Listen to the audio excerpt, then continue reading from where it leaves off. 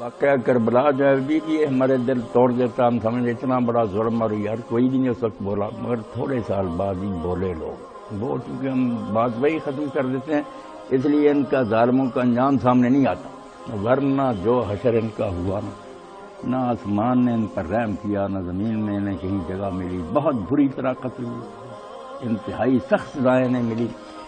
پہلے کچھ لوگ اٹھے جنہوں نے امام حسین رضی اللہ تعالیٰ عنہ کو خط لکھے تھے.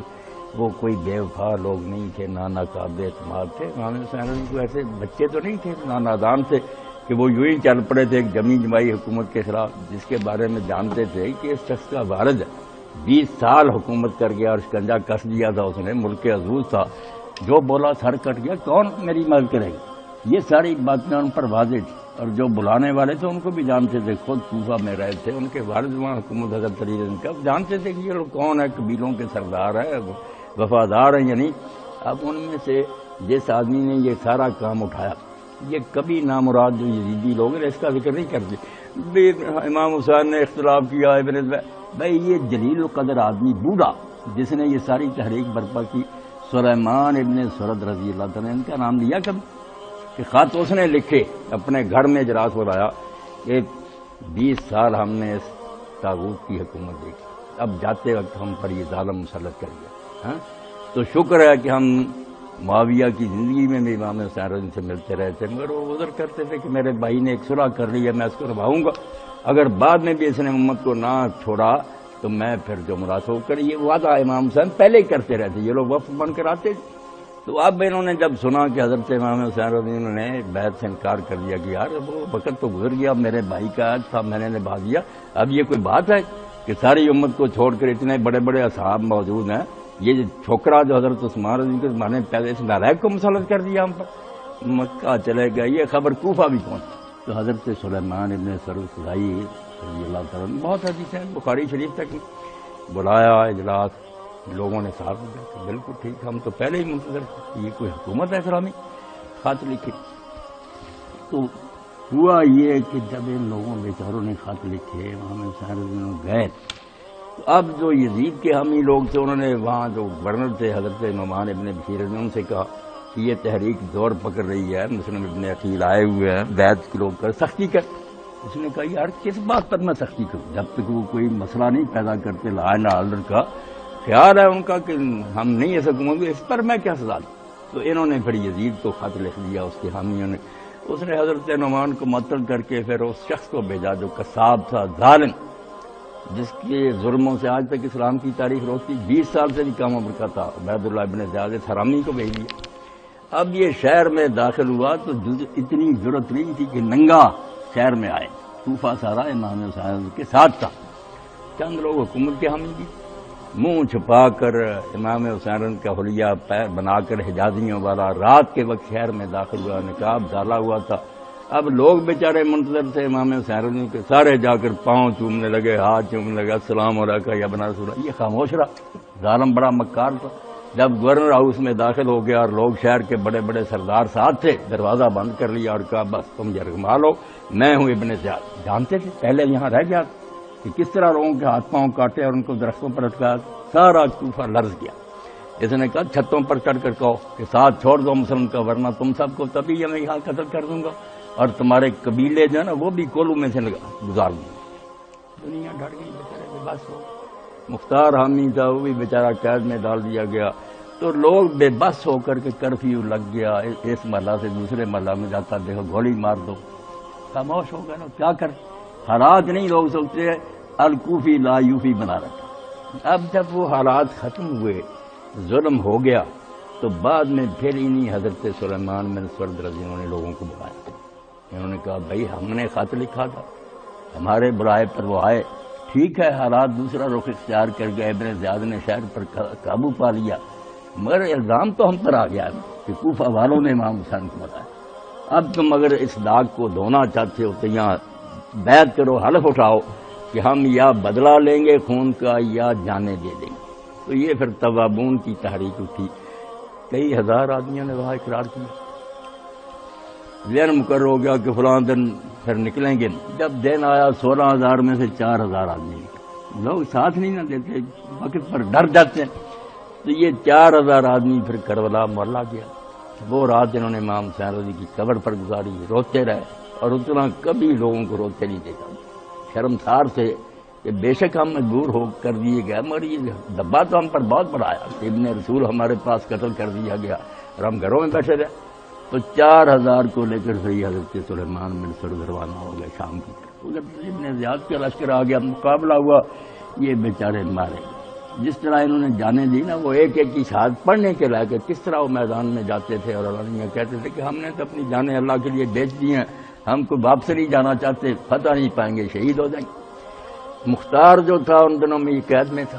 اس نے پیغام بھی بھیجا کہ سلیمان آپ لوگ نیک، یہ ہیں حرامی، آپ ان سے نہیں نبٹ سکتے، صبر کریں، مجھے نکلنے دیں، موقع ملا میں بدلہ لوں گا، میرے ہاتھ سے یہ ظالم ختم. مگر حضرت سلیمان نے کہا پتہ نہیں یار تیرے بھی کیا سیاسی عزائم ہیں، تم لوگ اپنے اپنے الو سیدھے کرتے ہو، ہم تو اپنی ندامت کی وجہ سے نکل رہے ہیں کہ ہم مدد کیوں نہیں کر سکے، ہمیں تیرے سیاسی منصوبوں سے کوئی.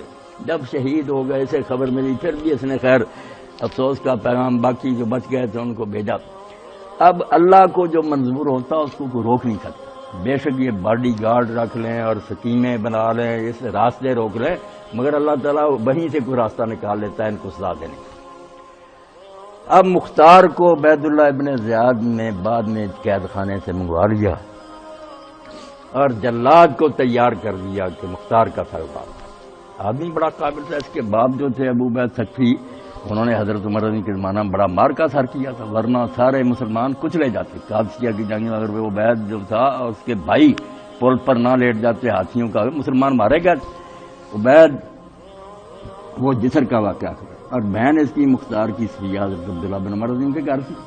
اللہ تعالیٰ اپنی تقدیر کے لیے راستے بنا لیتے. جب وہ مختار کو قتل کرنے کے لیے تیار ہوا عبید اللہ، تو حضرت عبداللہ بن عمر رضی نے یزید کو لکھ دیا کہ عبید اللہ ایسا کرنا چاہتا ہے، اس کو ہدایت کر کہ وہ مختار کو ہاتھ نہ لگا. اب یزید اس لیے کہ وہ پہلے امام حسین رضی کے قتل سے بہت ذلیل ہو گیا تھا، چاہتا تھا کہ کچھ لوگ جو ان کو ممنون کروں. اس نے کہا ابن عمر نے سفارش کی ہے، بہت بڑے آدمی ہیں، اس پر کبھی عمل ہونا چاہیے. اس نے کرندہ دوڑا دیا کہ فوراً کوفہ پہنچ کر اس کو اس حرکت سے روکا. اللہ کا کرنا کہ جلاد اس وقت تلوار لیے کھڑا تھا، رین وقت پر اس نے پروانہ آ کر ایسے عبید اللہ کے حوالے کر دیا. تو اس نے کہا بھائی اب میں مجبور ہو گیا ہوں، میں کوئی اس کو قتل نہیں کر سکتا، مگر 3 دن کے بعد میں تجھے شہر میں نہیں دیکھنا سکتا، نکل جا یہاں، بس اتنی رعایت میں تیرے ساتھ کر سکتا ہوں. اب یہ اس کے لیے بڑی مفید ثابت ہوئی. مختار وہاں سے نکلا، بڑا لیکچرار تھا، خطیب تھا. جس شہر بستی سے گزرا یا لافارات حسین، وہ چیختا گیا کہ لوگوں حسین کا بدلہ تم نے لیا ہی نہیں اور کلمہ کو بنے بیٹھے ہو. ہر بستی میں آ گیا. مکہ چلا گیا، وہاں عبداللہ بن زبیر نے پہلے ہی یزیدی حکومت کے خلاف سے ان سے مل گیا، ان کے ساتھ رہا. پھر موقع پا کر واپس کوفہ کی طرف آیا اور اس پر پھر اس نے قبضہ کرے.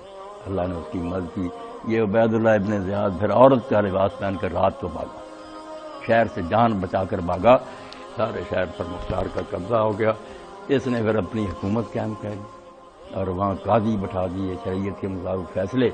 اور ایک دن اس نے قاضیوں سے کہا کہ آج میں خود فیصلے کروں. لوگوں کو پہلے اتنا علم تھا کہ یہ بہادر ہے، جنگجو ہے، علم کا پتہ نہیں تھا. مگر جس دن مختار خود قضاء کی عدالت میں بیٹھا اور اس نے مقدموں کے فیصلے کیے تو دنیا دنگ رہ گئی. انہوں نے کہا یار ہم پر تو اس کا یہ پہلو واضح ہی نہیں تھا، اتنا بڑا اور عمر شریعت کے بارے میں اتنی واقفیت. اس نے پھر حکم دیا کہ جو شخص میدان کربلا میں گیا تھا اور جس کا کسی قسم کا کوئی حصہ آیا ہوا، سپاہی تھا یا افسر تھا، زندہ رہ جائے. بہت سے جو تھے وہ تو بھاگ گئے، شام ابن زیاد کے پاس چلے گئے، قابو نہیں آئے، ان کے مکانات گرا دیے، بلڈوز کر دیا. اور باقی جو ہاتھ میں آئے ان کو سزائیں. اب کئی ایسے پکڑے گئے جن کے ہاتھ پاؤں جب کاٹے نا، جب انتقام کا موقع آتا پھر لوگ کچھ آگے بھی نکل جاتے، ہاتھ پاؤں کاٹ. پیاسا تھا وہ ہرملا اور چیختا کہ پانی دو. اس نے کہا حرام زادے، جب حسین رضی اللہ عنہ جنت کی ایک چڑیا چھوٹے سے بچے کو لے کر میدان میں گیا تھا، پانی مانگا تھا، تو خبیث تو ہی تھا جس نے کہا کہ لشکر میں کوئی بددلی نہ پھیل جائے. بچے کو دیکھ کر تیر مارا اور امام حسین کے بازو کو بھی اس نے چھیددار بچے کے گلے میں سے پار ہو گیا. اور امام نے آسمان کی طرف اٹھا کر کہا کہ اللہ اگر تو یہی پسند کرتا تھے اپنے رسول کی یاد کے ساتھ تو ہم خوش ہیں، ہم تیرے فیصلے پر ناراض نہیں، اور وہیں اس بچے کو میدان میں دفن کر دیا. اب مجھ سے پانی مانگتا.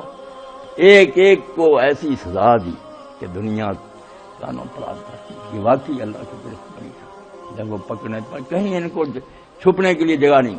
اب عمر بن سعد جو کمانڈر تھا میدان کربلا میں ابن زیاد کی طرف سے گیا، وہ اس کا بچہ جو تھا حفص، وہ آتا تھا مختار کے پاس بیٹھتا تھا.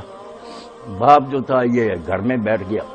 تو کسی نے جا کر یہ بات امام حسین رضی کے دوسری ماں سے جو بھائی تھے نا محمد بن نام کیا، اس سے بھی کئی مکہ کہ مختار نے نعرہ تو آپ لوگوں کے انتقام کا لگایا تھا، مگر ہم دیکھتے ہیں کہ وہ ظالم جو تھا عمر بن سعد، اس کا بیٹا تو اس کے ساتھ بیٹھتا اور باقی لوگوں کو قتل کیا. عمر بن سعد کو ابھی کچھ نہیں اس نے کہا.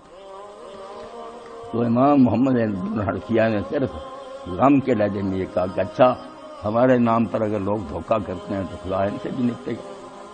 یہ بات جب کسی نے مختار سے جا کر کہی تو وہ لرز گیا. اس نے اس سے پوچھا حافظ سے جو عمر بن سعد کا لڑکا، تیرا باپ کہاں ہے؟ اس نے کہا وہ خانہ نشین ہو گیا، سیاست سے دستبردار ہو گیا. اس نے کہا الو کے پٹھے، جب دستبرداری کا موقع تھا کہ گورنری رائے کی دی تھی، گورنری کا پروانہ لکھ دیا تھا عبید اللہ ابن زیاد نے، اور یہ کہا تیرا امتحان ہے یا امام حسین رضی کو قتل کر، ورنہ اگر تو یہ مہم سر انجام نہیں دے گا تو تیری گورنری منسوخ ہے. اس دن اس نے اس لالچ میں حالانکہ ایک رات کی مہلت بھی لی، کیونکہ دل میں تو سارے سمجھتے تھے کہ ظلم عظیم ہو رہا. اب عمر بن سعد نے بھی کہا کہ اچھا بہتر تو امیر کسی اور کو بھیج دی. میں حضور کے ماموں کا بیٹا ہوں، اللہ کے رسول کے ماموں کے ساتھ کا میری قرابت ہے. یہ دین تو گزارا عرب کے رسم و رواج کے خلاف ہے کہ کوئی قریبی جا کے اپنے قریبیوں کو مارے. مگر ابن زیاد نہیں مانا کہ تیری وفاداری کے امتحان ہی یہی ہے کہ تو حکومت کا ساتھ دیتا ہے. تو رات کی مہلت لے لی. اب جب گھر والوں کو بلایا، یہ دنیا نامراض عبرت کی جا ہے، تماشا نہیں. گھر والوں کو بلایا، سب نے کہا کہ عمر لعنت بے جیسی گورنری پر ایسا جرم کہ قتل کرنا، اور وہ بھی رسولہ کے بچے کو. مگر بعد نہیں آیا. لالچ میں صبح جا کر پیش ہو گیا، چلا گیا. وہاں جا کر بھی پھر اس کی آنکھوں سے آنسو ٹپکتے رہے، روتا رہتا تھا اور کوشش کرتا رہا، صلح کی نہیں ہوئی. تو اب اس نے کہا مختار نے، جس دن گھر میں بیٹھنے کا وقت تھا اس دن تو بیٹھا نہیں، دنیا کے لالچ میں 4000 فوج لے کر چلا گیا نواسہ رسول کو. اب وہ گھر میں بیٹھ گیا، بھیج دیا سپاہیوں کو، جاؤ سر کاٹ کر لاؤ. جب اس کا سر کاٹ کر لایا تو اس نے کہا اس بیٹے کو کہ پہچانتا کس کا سر؟ اس نے کہا ہاں میرے باپ کا سر ہے، اور اس کے بعد مجھے بھی جینے کا کوئی شوق نہیں. اس نے کہا نہیں شوق تو ٹھیک ہے، جاؤ اس کو بھی قتل دو. اور ساتھ ہی کہا تم لوگ نخرے دکھاتے ہو، میں اگر سارے قریش بھی ختم کر دوں نا تو امام حسین کے ایک بیٹے علی اکبر کی ایک انگلی کا بدلہ نہیں ہوتا. تم نزاکتیں دکھاتے ہو مجھے. تو میں نے اپنے رب سے یاد کیا ہے، اور اسی لیے اللہ نے مجھے تلوار کے سائے سے بچا لیا تھا کہ اس وقت تک نہ اٹھانا مجھے دنیا سے جب تک کربلا کے واقعہ سے تعلق رکھنے والا ایک فرد بھی زمین پر چلتا. نہیں چھوڑا، واقعی نہیں چھوڑا، ختم کیے سارے. مگر بعد میں آپ دیکھیں عبرت کی بات کو پکڑ، پہلے اس نے ظلم کیا عبید اللہ ابن زیاد نے، اس کا سر کاٹ کر مختار کے سامنے اسی محل میں پیش ہوا جس میں کچھ مدت پہلے حضرت امام حسین کا سر آیا تھا نا، اور عبید اللہ ابن زیاد تخت پر تھا. تو صحیح بخاری شریف میں کہ وہ اپنی چھڑیاں امام حسین کے منہ پر مار رہا تھا. تو کتابوں میں آتا ہے کہ حضرت زید بن ارقم نے دیکھا تو انہوں نے کہا یار چھڑی اٹھا لا، میں نے تو انہوں ہونٹوں پر رسول اللہ کے ہونٹوں کو دیکھا. حضور چومتے تھے، کہنے لگا تو اگر بوڑھا نہ ہو گیا ہوتا تیرا سر بھی ان کے ساتھ ہی جانا ہوگا. تو وہ روتے اٹھ گئے اور انہوں نے کہا لوگوں اب تم ہمیشہ کے لیے غلام ہو گئے کہ سمیہ کا بیٹا گورنری کرے اور رسول اللہ کے بچے کے ہونٹوں پر چھڑیاں پڑیں. اب تم مسلمان عزت کی زندگی نہیں گزارو. تو پہلے امام حسین کا سر آیا، وہی پھر عبید اللہ کا سر آیا مختار کے سامنے. بعد میں مختار کے خلاف بھی چونکہ یزیدی حکومت تو ختم ہو گئی مگر ابن زبیر کی حکومت بن گئی، وہ بھی خلاف ہو گیا کہ کوفہ پر یہ کیوں قابض ہو گیا. تو مصعب کو بھیج دی. مصعب ابن زبیر آیا، اس نے کوفہ کا محاصرہ کر لیا، پھر رسد روکتی، سارا آنا جانا تھا کھانے پانی کا بند ہو گیا، شہر مرنے لگا. ان حالات میں بہت سے لوگوں نے مختار کے ساتھیوں نے امان مانگ لی، معافی مانگ لی، حکومت کے ساتھ مل گیا. مختار کے ساتھ بندے رہ گئے تھوڑے. جب اس نے سمجھا کہ اب مقابلہ تو کیا ہوگا، غسل کیا، جو خوشبو میت کو لگائی جاتی وہ حنوط، وہ ساری خوشبو لگائی، کفن پہنا، باہر آ کر اس نے کہا مصعب میں نے زندگی اپنے رب سے صرف اس لیے مانگی تھی کہ یہ قاتلان حسین کو زمین سے نابود ہے، وہ کام ہو گیا۔ اب مجھے زندہ رہنے کی کوئی تمنا اور شوق نہیں۔ اگر تم مجھے مارنے پر تلا ہوا تو میں بہادری سے جتنا مقابلہ کر سکتا، وہ بھی مارا گیا، پھر اس کا سر بھی مصعب کے سامنے گیا۔ اب مصعب کا بھی یہی حال ہوا کہ وہ بڑا دوست تھا عبد الملک بن مروان کا، وہ خلیفہ بن گیا، بڑی دوستی تھی، بڑا یارانہ تھا بچپن سے، مگر پھر جب قتل ہوا اس کا ذرا عبد الملک کے سامنے آیا تو اس وقت عبد الملک نے بھی یہی کہا، ہے بھی حقیقت الملک حکیم، کہ یہ حکومت اور سیاست جو ہے نا بیران اس کی میں کسی کے، اس نے کہا یار اس سے زیادہ پیار مجھے کسی سے تھا، مگر حکومت کی خاطر اس کو بھی مروا دیا۔ تو یہ مصعب بھی جب میدان جنگ کے لیے روانہ ہوا نا، اسی لیے اللہ تعالیٰ تاریخ بیان کرتا ہے قرآن میں، نوح علیہ السلام سے لے کر کے علم حاصل کرنا تو پڑھتے آؤ کہ دنیا میں کیا ہوتا رہا ہے۔ کس تاریخ ہے جو خود بیگانہ ہے، داستان ہے، قصہ ہے، افسانہ ہے۔ اقبال کہتا ہے بیوقوفو تو سمجھتے ہو تاریخ کہانیاں ہوتی ہے، کہانیاں نہیں، اس دنیا میں اللہ تعالیٰ کی عملداری کا روز نامتا ہے کہ اس دنیا پر وہ کیسے راج کر رہا ہے، کس طرح لوگوں کو سر بلند کرتا، کس طرح پھر وہ ذلیل و خوار کرتا۔ پڑھنے سے تعلق رکھتا۔ مصعب کے گھر میں اس زمانہ کی دو سب سے زیادہ خوبصورت عورتیں، ایک امام حسین رضی کی بیٹی تھی، ایک حضرت طلحہ کی بیٹی۔ اب یہ مختار جب مصعب چلا ہے نا مقابلہ کا، تو اس نے کہا، حضرت حسین رضی کی بیٹی راستے میں کھڑی، اس نے کہا مصعب تم دیکھتے ہو کہ حالات کیسے ہو گئے، تم ان حالات میں کیوں جا رہے ہو؟ تو اس نے جواب میں کہا لم یترک ابو کے لبن الحرت عذر، کہنا تیرے باپ نے کسی شریف زادے کے لیے کوئی بہانہ نہیں چھوڑا۔ حالات تو نظر آ رہا ہے، مگر تو اپنے باپ کی طرف دیکھ، تیرا باپ جب نکلا تھا اور جس حال میں میدان میں گیا جس طرح شہید ہوا، اس کے بعد کسی حلال زادے کے پاس کوئی بہانہ ہے کہ حالات خراب ہے اس لیے بات نہیں بن سکتی، تم سے زیادہ مجھے کون پیاری ہو دونوں سے، مگر اس وقت یہی ہے کہ میں جنگ میں جاؤں، مارا گیا۔ اب جب عبد الملک کو پتا چلا کہ یہ محل جو ہے کوفہ کا، یہاں امام حسین کا سر آیا، پھر عبید اللہ کا آیا، بعد میں مختار کا آیا، پھر مصعب کا آیا، تو یہ تو محل ایسا ہی، اس نے پھر وہ محل جو ہے گروا اس کو ختم کر دیا کہ شامت میرے ہی پہ آنے والی۔ تو اللہ تعالیٰ اس لیے کہتا ہے کہ انا بطش ربک رحیم، تیرے رب کی پکڑ بڑی سخت، کوئی نہیں اس کو روک سکتا۔ اور یہ آپ دیکھتے ہیں کہ امیر معاویہ کا خاندان جو تھا ابو سفیان کی اولاد، ان کا تو سلسلہ فوراً ہی ختم ہو گیا، امت نے اتنی نفرت کا اظہار کیا، بعد میں جو ہم بنو امیہ کہتے ہیں وہ تو مروان اور اس کی اولاد ہے نا، دوسرا جو ساتھ خاندان ہی میں سے، مگر وہ قبیلہ ہی دوسرا، انہوں نے حکومت سنبھالی اور کرتے رہے، اور وہ بھی اس لیے کچھ مدت گزار گئے کہ عبد الملک نے حکومت پر بیٹھتے یہ فرمان جاری کیا، حجاج ابن یوسف جیسے ظالم کو لکھا کہ خبردار ابو طالب کی اولاد پہلے اس پر ہاتھ نہ ڈالو۔ ہم نے دیکھا کہ ابو سفیان کی اولاد میں سے انہوں نے امام حسین کے ساتھ کیا، اور ابو طالب کی اولاد کو ان کی حکومت دیر پا نہیں رہی، بس معاویہ کے بعد یزید 3 سال رہا، اس کے بعد صرف 40 دن بیٹا چھوٹا 23 سال کا تھا ذرا، اس کا نام بھی مروان تھا، معاویہ، وہ بنا 40 دن صرف، وہ بھی اندر ہی رہا، کوئی حکومت نہیں کی، اور آخر اس نے نکل کر خطبہ دیا، اس نے کہا لوگوں اگر یہ حکومت کی اچھی بات ہے تو ہم نے اس سے لطف اٹھا لیا، اور اگر برائی ہے نا تو ٹھیک ہے، میرے باپ دادا نے یہ برائی سے میرے لی، قبروں میں جو آپ دیتے ہوں گے میں یہ بوجھ نہیں اٹھا سکتا، جس کو تم چاہتے ہو امت میں سے بنا لو۔ یہ بڑی قربانی، جب دوبارہ موقع تھا کہ امت پٹری پر لے آئے خلافت کو، اور بس وہی بات جماعت صاحب پڑھ رہے تھے، آنکھوں پر پٹی بن گئی، اتنا ان کو بے بس کر دیا تھا، فوراً مروان نے قبضہ کر لیا، چھوڑنے کا موقع ہی نہیں دیا، یہ بوڑھا بیٹھ گیا، 6 مہینے اس نے حکومت کی، اور حکومت کا پھر یہ حال ہوا جو اللہ کے رسول نے کہا 30 سال خلافت ہے پھر ملک کے حضور، یہ لفظ کا فرق نہیں تھا، روح کا فرق تھا، ایسے ایسے بیٹھے وہ حرکتیں کی، اللہ پناہ دے، رسول اللہ کی جو جانشینی تھی وہ مذاق بن گئی، بچے نالائق شرابی بدماش۔ تو عبد الملک جو تھا یہ حکومت، اس سے پہلے مروان بیٹھ گیا، 6 ماہ اس نے حکومت کی، اور اس 6 ماہ میں نے بھی اس نے جو یزید کی بیوی تھی خالد کی ماں، اسے نکاح کر لی۔ یہ خارج بھی دربار میں بیٹھا، حالانکہ وعدہ اس سے کیا، یہ ناراض ہوا کہ باپ کی ہمارے کی گدی تھی، ہم نے یہ کچھ کیا اور تم نے سنبھالی، تو مروانے کا کوئی بات نہیں، میرے بعد تم خلیفہ ہو، وعدہ نہیں کیا۔ بعد میں اپنے بیٹے کو عبد الملک کو کر گیا، نہ خلیفوں کی کوئی زبان رہی، نہ کوئی بات رہی۔ حالانکہ آپ اسلام تاریخ پڑھیں نا عرب کی، عرب میں ہر برائی تھی، جوا، شراب، زنا، قتل، سب کچھ تھا، مگر بات کے پکے۔ ایک ہی بات تھی عربوں کے پاس جس کی وجہ سے اسلام ان میں آیا کہ اتنی جنگ جوئیوں اور خون ریزیوں کے ہوتے ہوئے جب بات منہ سے کہہ دیتے نا عرب، کسی سے وعدہ کر لیا اس کو نبھاتے، حتیٰ کہ جنگل میں اگر دو دشمن ہتھیاروں سے مسلح آمنے سامنے آ گئے، مگر ایک نے کہہ دیا یار تو میری امان میں نے وعدہ کر لیا تجھے نقصان، اسی وقت دونوں ہتھیار اتار کر پھینک دے، اکٹھے سوچتے، اکٹھے سفر کر دے، کوئی اپنے قول سے پھرتا نہیں تھا۔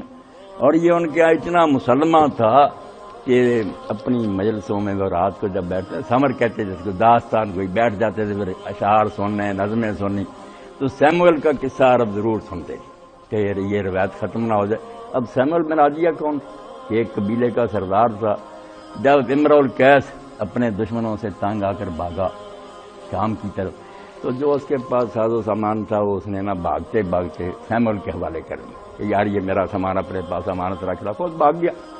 اب دشمن آ گئے، انہوں نے قلعہ گھیر لیا، پتہ چل گیا کہ اس کا سارا مال و دولت اس کے پاس ہے۔ انہوں نے سیموئل کو بلا کر کہا کہ قلعہ کے اوپر آ، ہماری بات سن، یعنی ہماری دشمنی کوئی نہیں، تو درمیان سے نکل جا، اس کا سامان ہمیں دے دے، کیونکہ اس لڑائی میں آتا۔ اس نے کہا اس میں کوئی شک نہیں کہ میری تمہاری کوئی جنگ نہیں، مگر میں عرب ہوں، وہ میرے پاس رکھ، میں نے اس وقت سامان وصول کر لیا، امانت رکھ لی، نفع مجھے کوئی نہیں، مگر میں اب اپنی بات سے نہیں پھر سکتا، کچھ ہو جائے نا، میں اپنے قول کو اگر گندا کر دوں، میری بات نہ رہے، تو سارے عرب میں تو بوڑھی عورتیں تک چرخا کاٹتے کہیں گے کہ سیموئل کوئی عرب نہ نکلا، یہ نہیں۔ اب آپ دیکھیں حیرت کی بات ہے کہ سیموئل کا ایک ہی بچہ تھا اور وہ خود بوڑھا ہو چکا تھا، بیٹا گھر پر نہیں تھا، تو باہر سے آیا، دشمنوں نے پکڑ لیا، انہوں نے کہا چھت پر آیا، انہوں نے کہا یہ بیٹا تیرا؟ اس نے کہا تو بوڑھا ہو گیا، ہاں، پھر بعد میں اولاد کی امید تو نہیں، انہوں نے کہا اب بھی دے دے سامان ورنہ تیرے سامنے ذبح کر دے، سیموئل نے کہا ذبح کر دے، بیٹا میں مروا لوں گا، زبان اپنی کو گندی نہیں کر۔ یہ وفا جب سے اس کی ضرب المثل ہو گئی تھی، اس لیے خلیفے اور زبان سے پھرنے۔ یہ عبد الملک جب پھر گیا،